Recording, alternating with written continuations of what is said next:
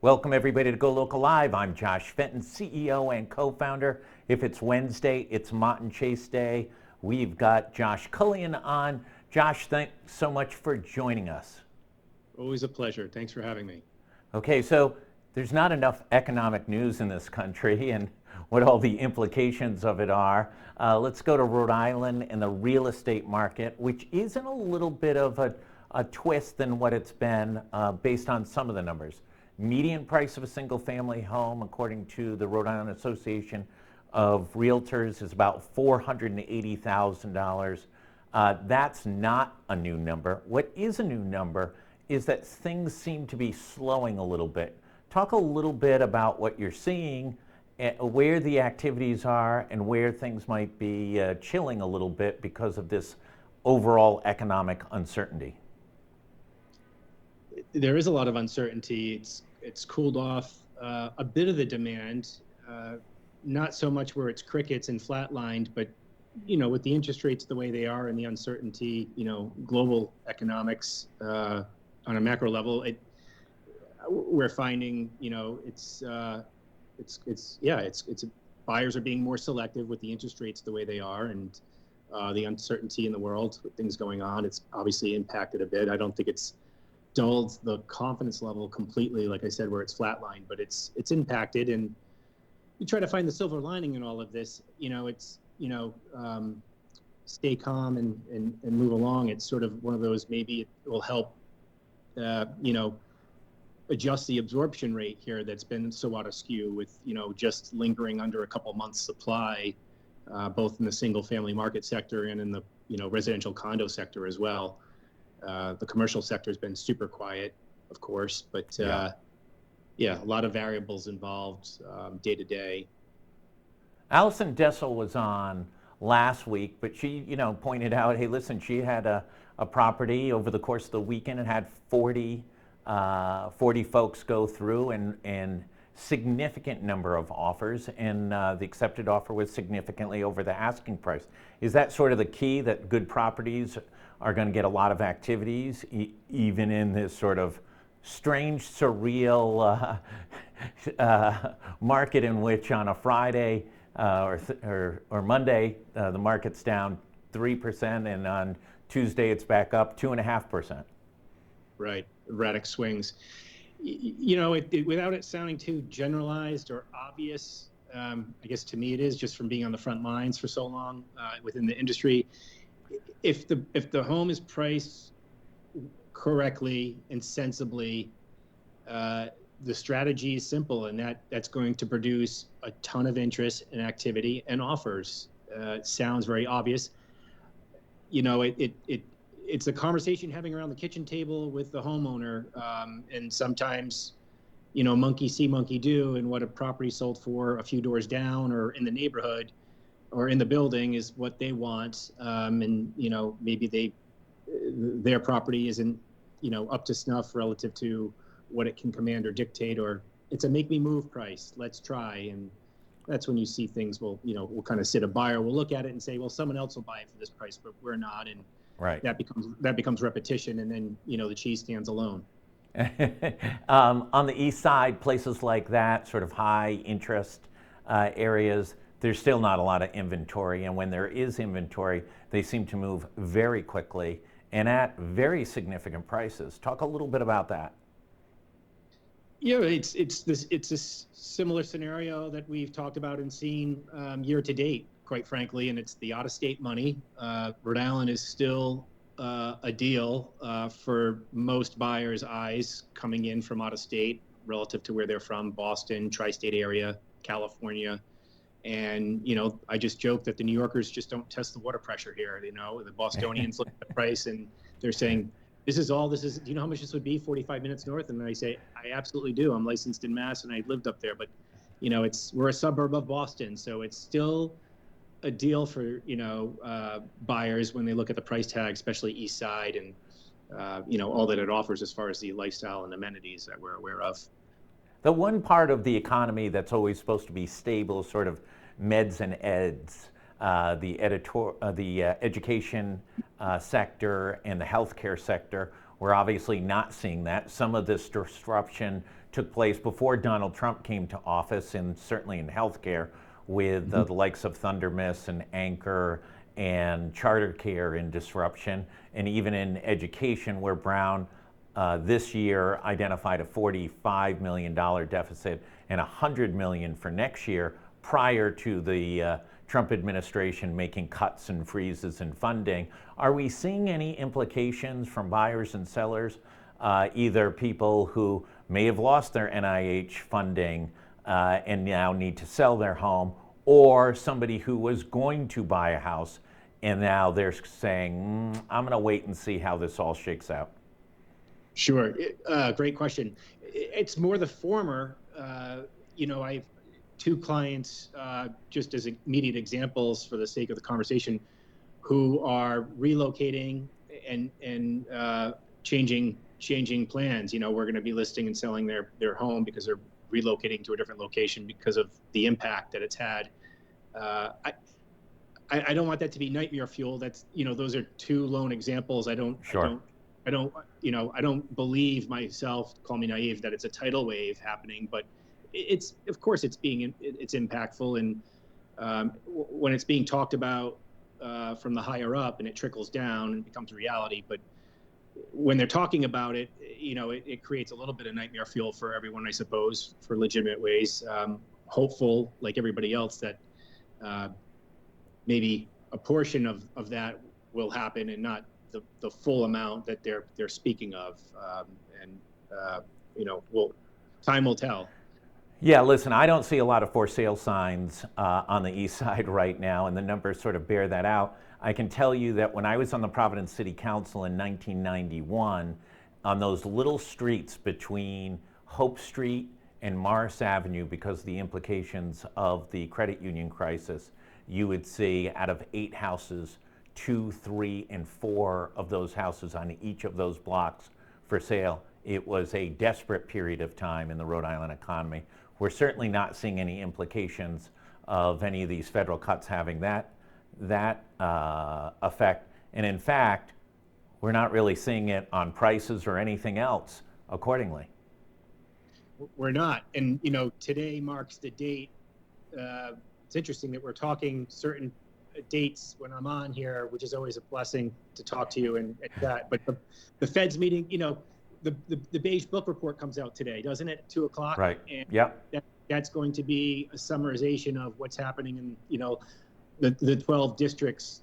It's going to give us an idea of a temperature on the labor market, consumer spending, and it's all going to materialize to the FOMC meetings that are going to be happening. I think the next one's beginning of May, and how that's going to impact things moving ahead economically. So it'll be interesting to scan that today and see what they have to say and see what the stats look like as far as metrics. Where do you see hotbeds? What do you see things really cooking? We're in the spring selling season. While there's a little more inventory, there's not a lot of inventory. Prices are still in our universe at a single family median price of $480, right up there, as high as it's ever been in the state of Rhode Island. It's bumped up to almost 500,000 at one or 2 months, but it's really been in that sort of 470 to 500 range. What do you see coming on in the spring season? I'm seeing a lot more inventory spill on compared to year to date. February this year was, it flatlined. It was just, I think that was just relative to the national news that was going on and the uncertainty along with all the weather. But a lot of inventory I find is spilling on the market. It's going off the market just as fast as it's coming on. And, a lot of the first time buyers I spoke about last time we chatted, it's still consistent and rings true. They might be pushed out affordability wise for a single family home based on the interest rate and where the price point is. So they're deferring to, let's purchase the condo and grow into that for a few years and then springboard into the single family home. And or there's the multifamily option where they might have gift funds from family or friends and pool together and approach ownership that way, which I think is very smart and, kind of creative and gets their feet wet. and an opportunity to, get out of the rental sector. And rents aren't moving. They are continue to be amongst the highest in the country and continue to be amongst the highest year-over-year increase. We're seeing no relief in that sector. It's incredible. And I find like I'm sounding like my age.